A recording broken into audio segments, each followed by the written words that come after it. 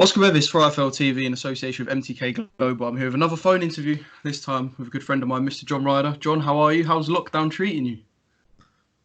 Good, mate. Lockdown is good. Nice bit of family time. It's nice to see a familiar face, even if it is through Skype. But yeah, I mean, this lockdown stuff's going crazy, and it'd be nice to get back to normality whenever that be. Just away from boxing, what sort of stuff are you missing? Because the first thing I said when I saw you was, you look like you've been bloody in I'm a Celebrity. You've got the full beard, the hair's grown out, you're lacking a barber. What sort of things are you missing away from boxing? Do you know what?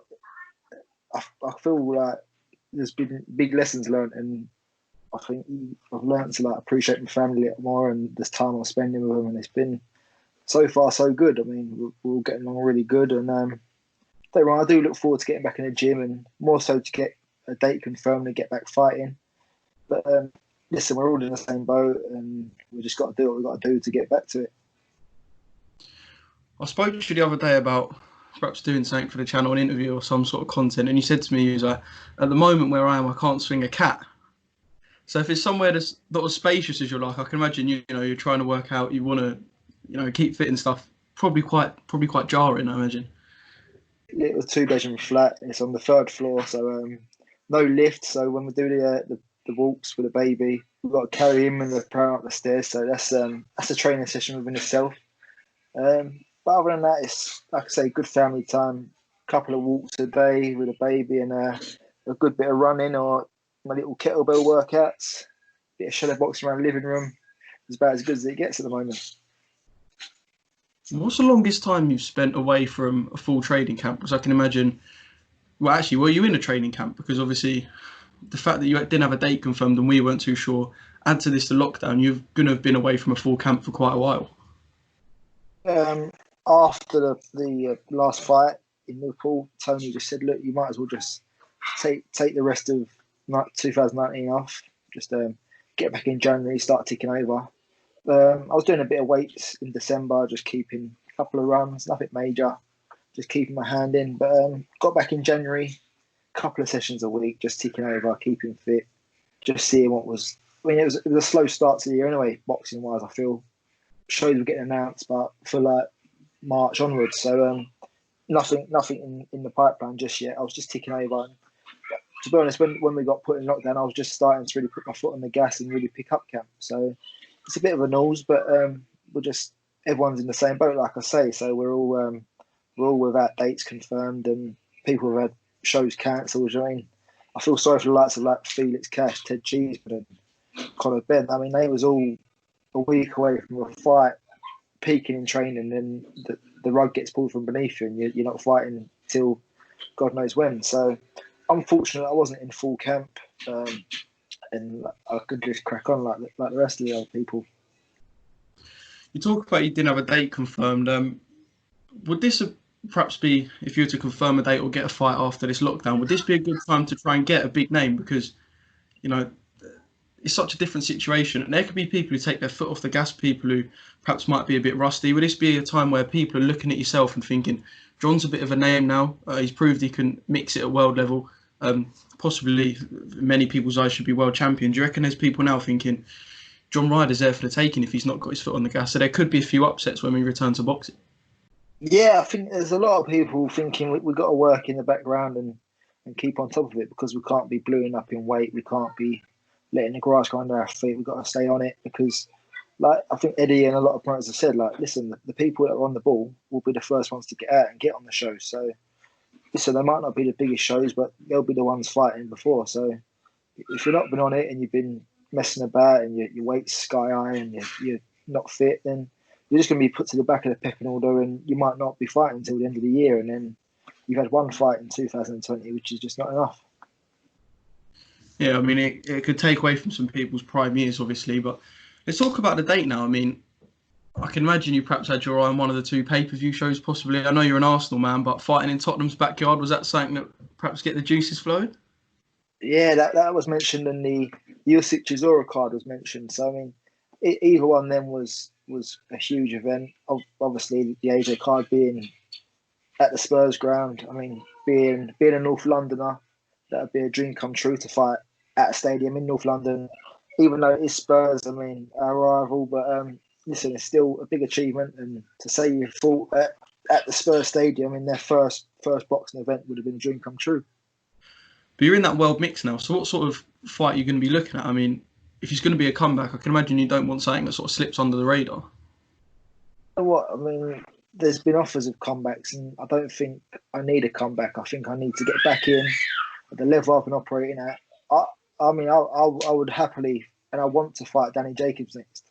So if I've shown my desires to Eddie, spoke to Charlie, spoke to Tony, and they know what fight I want next. I want something of that level, that caliber, just to put me right back in the mix.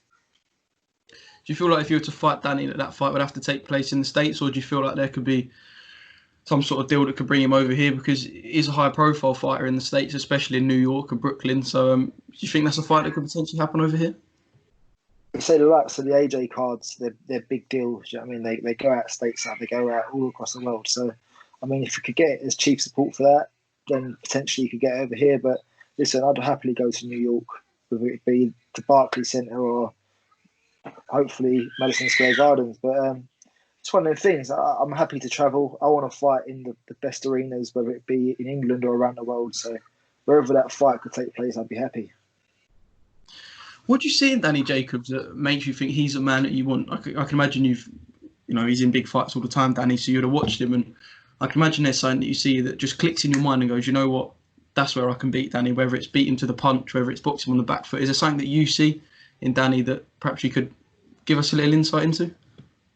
Listen, he's a good fighter, and I watched him up close and personal in Vegas when he fought Canelo, and you don't see the best of Danny Jacobs on TV and on screen. You see it when he's in front of you, and he's a quality fighter, and I'm sure he could potentially be a two-weight world champion. But I mean, look what he's done in his career so far: beat cancer to come back to win another world title. He's stepping up to 168, and I believe at this weight that I can and will beat anyone. And obviously, judges scoring aside, I still believe that I should be world champion. Kids kicking right off in the background, haven't they, John? What have you done? I know. I've locked him out and shut the door, mate. But yeah, still not happy. One of the big stories of this, how this lockdown's affected boxing, is the fact that Billy Joe's chance, and finally the chance to see either him or Callum, it looked like which one was going to get it. We imagined it was going to be Billy. His chance to fight Canelo looks like it may have disappeared, and now we're here and we could see Canelo GGG, or we may still see Billy fight Canelo. I can imagine in sort of the division and the fighters in and around, it's actually quite frustrating, because if it is putting a delay on it, it puts a delay on Billy to fight him, a delay on Golovkin, and it just sets everyone back a few more months for the likes of yourself who do want to fight Canelo eventually. I feel for Billy Joe. I mean, it looked like he was going to be fighting the biggest fight of his career.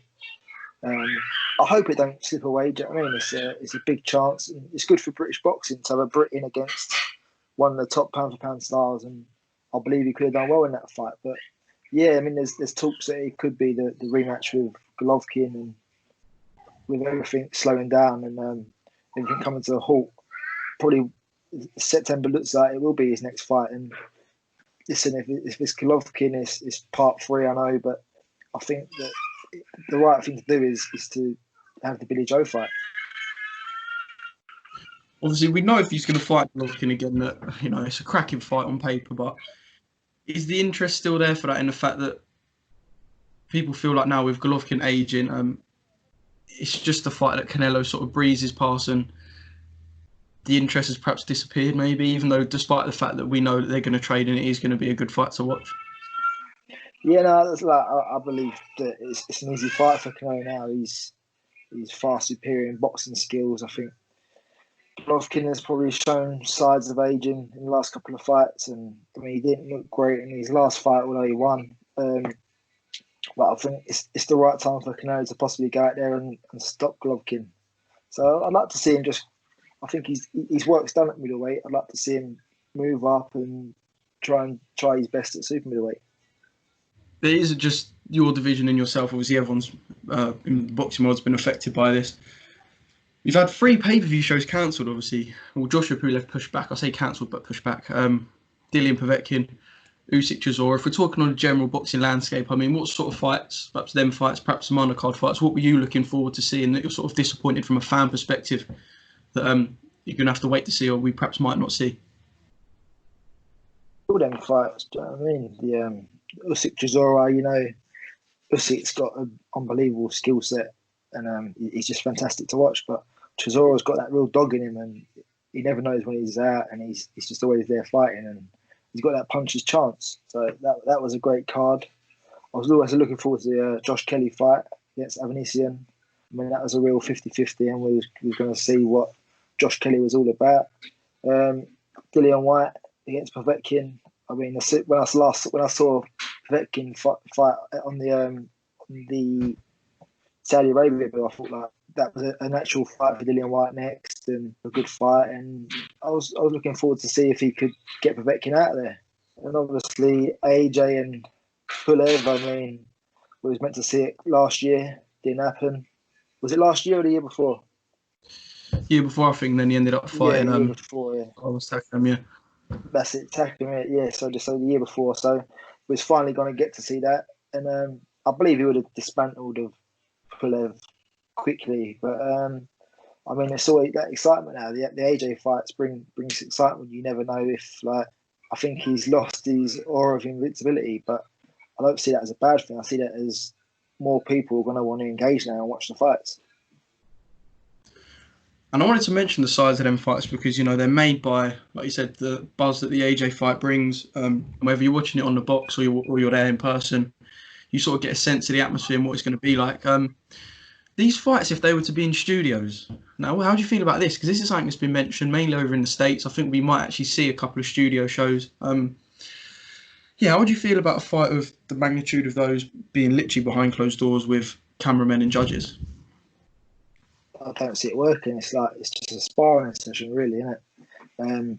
A lot of people feed off the crowd, and listen, it might give the judges a better perspective of judging because they're not judging for a local favourite who's getting cheered every time they miss with a shot. So it could work out better, but I just think for boxing fans and for boxing to generate the money that it deserves and to pay the fighters the money they deserve, this needs to be put in arenas, some small halls, you know what I mean, just to people to get by, but it needs to be put on arenas, stadiums for the fighters to earn the money they deserve.